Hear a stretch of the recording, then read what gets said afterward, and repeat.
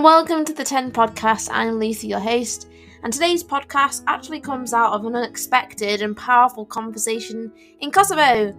James, our CEO, had a surprise meeting with one of the team at House of Hope in Kosovo, which is actually run by one of our 10 partners, Fellowship of the Lord's People.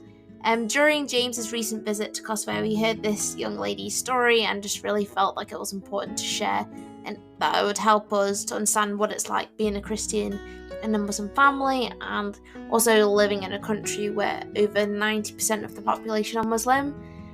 Also, just to mention, we are not mentioning her name on this podcast just to protect her and her anonymity. We really hope this story just blesses and encourages you, so enjoy listening.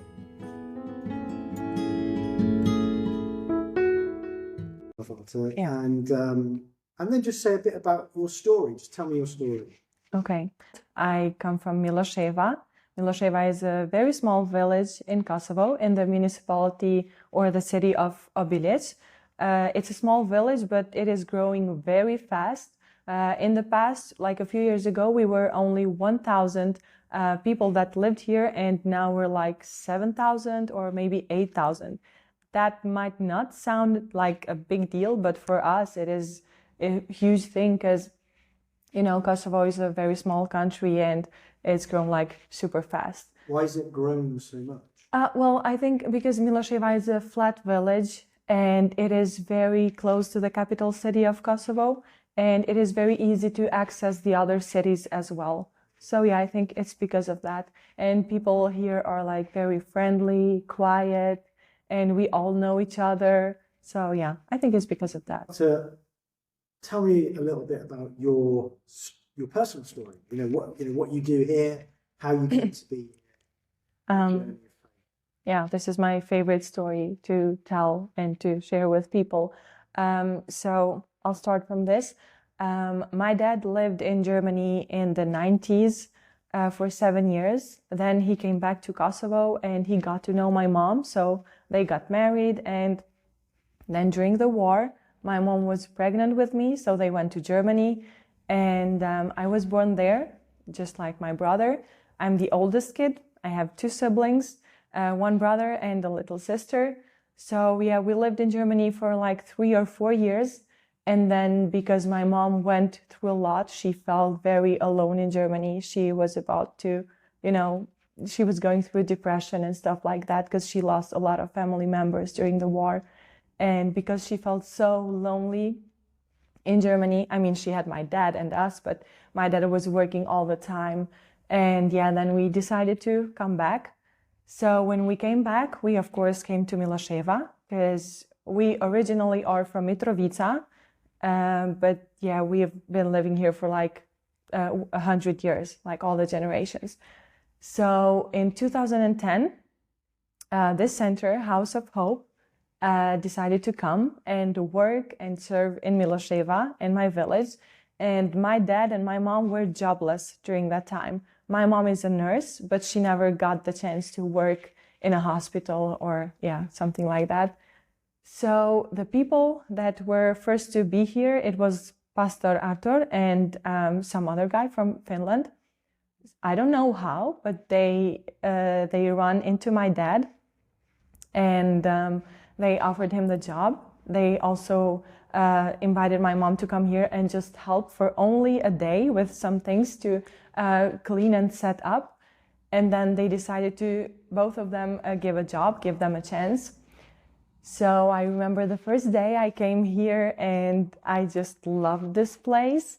It was very different. I mean, it's so much better now. It's colorful. And back in time it was different, but I loved it since the very moment I stepped here.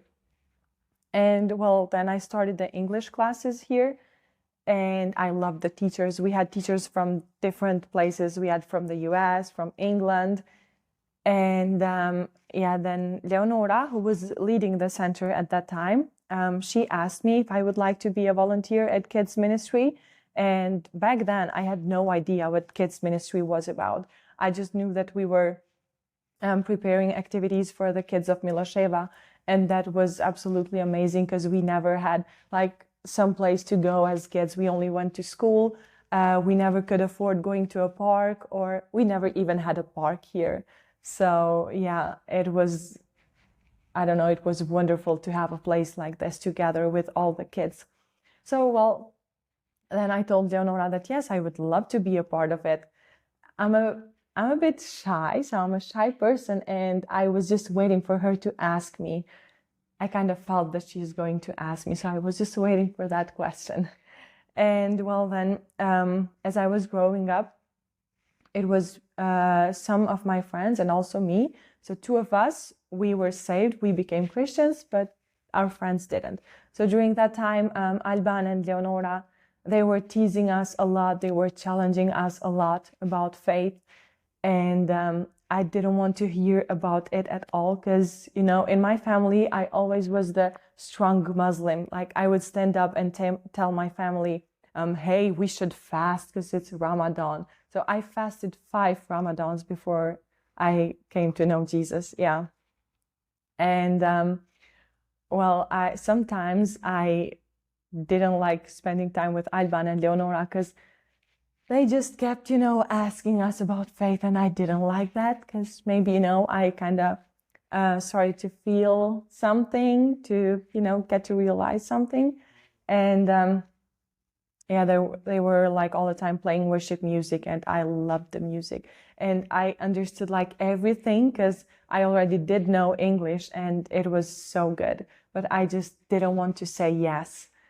And then, well, there was this time when my dad was very sick. He was in the hospital, and the doctors didn't know what was wrong with him. So he just had some stomach pain, but then he was about to, you know, face death. And so in Kosovo, we have this thing with the public hospitals. So, for example, if a close member of your family is about to go to surgery, then you have to sign this paper where it's your decision. For example, in this case, my mom had the decision if my dad goes to surgery or no. And you have to sign it. So in case he dies, it is on you. It is your responsibility. So I don't know how, but my mom just decided that my dad doesn't need surgery. And thank God she said no. But he was still feeling, you know, bad. And I went only once to visit him. And he was in pain. He was like in blood because of all the medicals. And I fainted. So they took me to the bed next to him. And I don't know, it was very hard to see my dad like that because I was used to see him, you know, always strong, always a hardworking man. And then I came back home, and I remember this day I was sitting in the kitchen all alone because my siblings were at school, and I skipped school that day. And I played some worship music on my computer, and I started to cry, and I started to yell, and I just told that, oh Jesus, if you really are somewhere out there, if you really do exist, please heal my dad and just bring him back home. And I don't know, I was just lifted up. I don't know, when I remember it right now, I just go there and I feel it again and again. I cried so hard, and I told Jesus that, yes, I will give you my heart if you heal my dad. How old were you? 12 or something like that, before like all of this happened, because my dad got sick twice, and it was again from stomach. He has been having some stomach pain since forever. So yeah, it happened twice.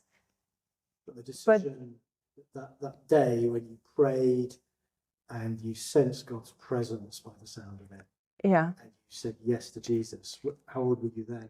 Well, yeah, it was something like that, 12 or 13, because I was about to finish primary school. And well, then after that day, like a few days later, my dad came back home, and I wanted so bad to go and tell him that, hey, I prayed for you to Jesus, and it's Jesus who healed you. and he is the reason why you're back home and all good. But it was hard, it was impossible, because I knew what they would think. For my dad, it was a bit easier, because I think the fact that he lived in Germany made him, feel better around churches and Christians, because he used to go to church when he was in Germany. Yeah, so that's why he's more liberal than my mom.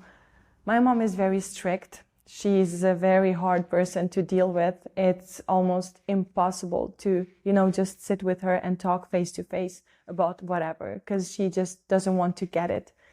And I try very hard to tell her, but it just doesn't work sometimes. So whenever I pray for them, I just pray for God to soften their hearts, because they're like blind. And as I said, I feel so bad. I feel the worst person ever that I don't get to, talk for Jesus with them like every single day, because they just don't want to hear it. And I'm 100% sure that my mom, she experienced God, because she has been around Christians for 15 years now. So she has been around Christians for so many years now. And I know that she experienced God, but she just, she can't say yes. So it is hard, it is challenging. What are some of the challenges sort of day to day for you as a young adult living in a Muslim family? Yeah. How does it impact you? Sometimes it makes me feel like I'm the worst child ever, because for example, on Eid, they expect me to go and tell them Happy Eid, and I really want to, but I just can't, because I know that I would be lying, and I don't want to do that. My dad has been through a lot lately. He lost 5 of his siblings like in a year, and then he got sick as well, because he was so sad, and he was like taking all this medicine. It was crazy, my goodness. And I was preparing all of it, because it was like herbal medicine, if that makes sense. Yeah. So I had to wake up like at 5 a.m. and take care of him until 10 p.m. And it was hard, especially this last Eid. He was feeling so sad, because lately he lost his sibling, his sister. She lived very close to us, and they were so alike. And then I was thinking like in the evening, oh, maybe I should go and tell Dad Happy Eid, just to make him feel a bit better, and to let him know that, hey, I'm on your side, I'm next to you. But then on that morning, I was like, oh no, I can't do that. So I didn't do it. It's hard, because on Eids, or for example, when we have guests for Ramadan, I have to stay in my room, because I don't want to go downstairs and act like I'm a Muslim, or that everything is okay. So last Eid I stayed for 3 days in my room, like 3 days in a row. I felt so alone, and I told myself that I would never forgive my mom for doing that to me, because your family asked you to stay in your room, or you chose? No, I chose to stay, because guests were coming over, and they were asking me to tell them Happy Eid, and I didn't want to do that. I mean, I wasn't telling Happy Eid to my dad. Why would I do that for the guests? Just cousins and friends of my family. So no one came to ask me if I would like some food or if I needed anything. So I got like a bit sick, stomach pain, because I didn't eat anything for 3 days in a row. And those were the days when I decided that, maybe I should just move from the house. But as I told you, we, like young girls here, are not allowed to move from the house unless they get married. It's starting to change, but it's a very long process. So I don't think I'll be able to do that, at least for now. And one of the other greatest challenge is that my family thinks that since I'm a Christian, I will never get married. So my mom, she's very funny. She does this, you know, the cross. Yeah. And she's like, oh, if you go on a date and if you tell a guy that you're like this, then he will say, oh, no, no, no, I don't want you. She thinks that I will never get married just because I'm a Christian. And that is very challenging because she puts so much pressure on me about this thing. I try to tell her that not everyone's mission in life is to get married, to have kids. And for us ladies, it is expected to, you know, take care of the house, clean, cook, and yeah, things like that. But it is hard because I get it because she was raised in patriarchal circumstances. So I kind of get it, but sometimes it is hard to, you know, live with it. So it sounds like there's kind of faith challenges, but also in a sense, intergenerational. Yeah. That's also one of the, you know, reasons, but it is mostly because of faith. Here, it is very hard to share the gospel with your family. I feel like it's easier for us to share the gospel with people that we don't know, and then, for example, other people to come and share the gospel with my family. I don't know if that makes sense, but it's just easier because they get it, they accept it in a better way than from me. A prophet is never accepted in their own home. Yes, exactly. But they always tell me that I'm the best child. Like, I'm the one who has the best behaviors. I'm the most hardworking kid. And I tell them, you know the reason of that? Like, you know why I am this good? Like, I'm not good. Jesus is good. Jesus is being good through me. And they're like, no, stop there. So they just don't want to hear it. But yeah, sorry. And no, that's right.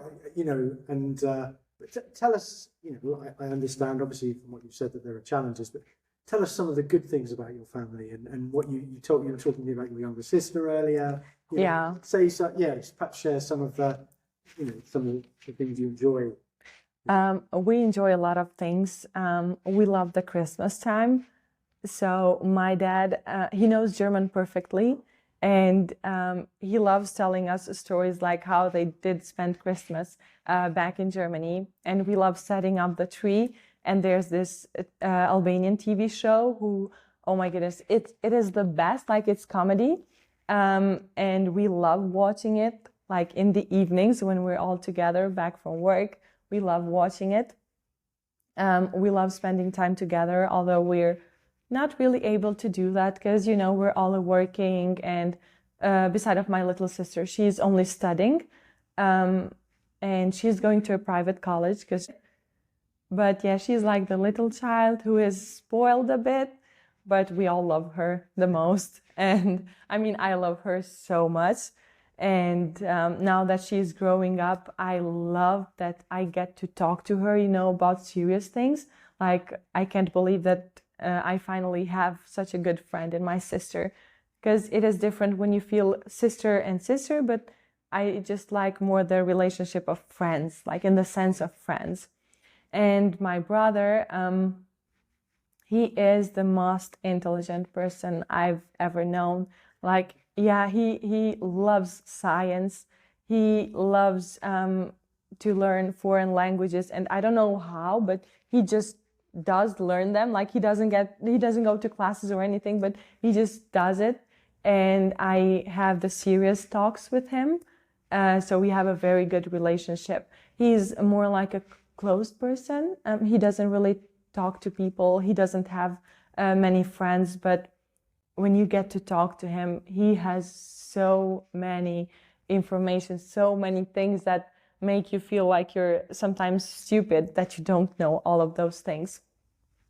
And sometimes when the power goes off, we just light up a candle and we just sit around the table and we share different stories. So yeah, I love spending time with them. But of course, my favorite is during Christmas when we have that big dinner on the New Year's, and yeah, that's my favorite. So that's interesting. You just said something there. You said about the power going off. Does that happen often? Yeah, sometimes. And how often is losing power in Kosovo? So back in the years, it happened more, but now it's getting a bit better. But sometimes, yeah, it goes off. Like it's, for example, maybe 2 weeks or something like that, and then it doesn't happen for 8 months.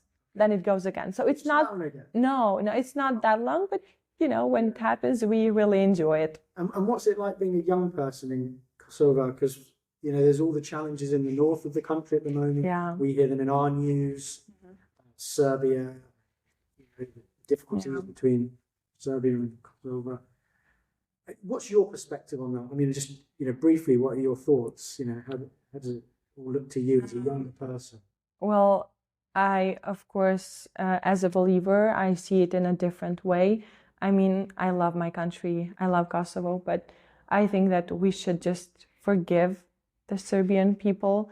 I know that things are still like tension between us, but I would really love some peace between us. I don't like it going like this. It is hard because as a Christian, like we have to let people know that right here, I feel I want to forgive them, and I forgave them because God tells us to forgive people every day. But it is hard in society to say that. For example, if I tell my friends that, hey, we should be kind to Serbians, we should forgive them, they're like, oh, are you sure you love your country? So it's hard to talk to non-believers about this. So your view isn't necessarily the view of most young? Oh, yeah, like most of the people here, especially the ones who are non-believers, I don't know if I should say this because this is a strong word, but they hate Serbia and Serbians. Like, since all of this tension, my family, they are not buying products from Serbia. Like when I'm getting something, they're like, oh, did you check the barcode? Is it from Serbia? Don't take it if it's from Serbia. Even if it's good quality, like don't take it. So, it's little things, but that mean a lot. So, yeah. And finally, say a little bit about what you like doing. What gives you joy? Where do you have fun? You shared a bit of it. Well, out of worship music and really reading my Bible and those Bible studies, especially the ones with the girls, I love spending time with kids. Kids are my favorite. So I'm a primary school teacher.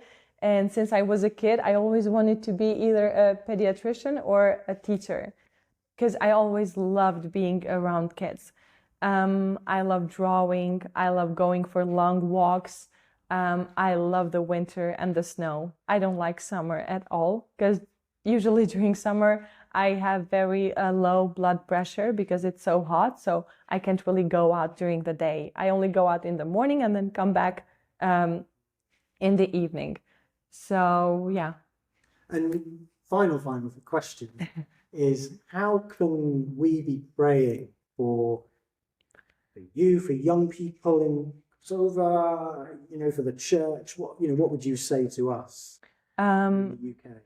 Well, the way I pray, or my prayers are always for God to first open people's eyes and minds and to soften their hearts in Kosovo, because we need God so bad. Like, I can't tell you with words. Sometimes I'm just speechless around this topic, because we need God so bad, and we're just not aware of it.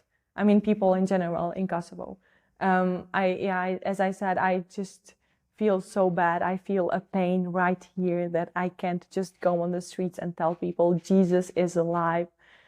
Say yes to Jesus. So we're working this way. We're trying to reach people this way because it's so much better than just going out on the streets. So yeah, please pray for people in Kosovo too. Yeah, for their hearts to open for Jesus. Because unless they let God change their hearts, it won't happen. Thank you. It was a pleasure.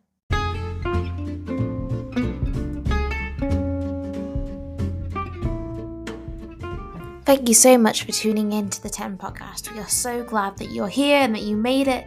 If you want to find out more about Transform Europe Network, check out our website at www.10-uk.org. Stay tuned and don't forget to subscribe for more episodes.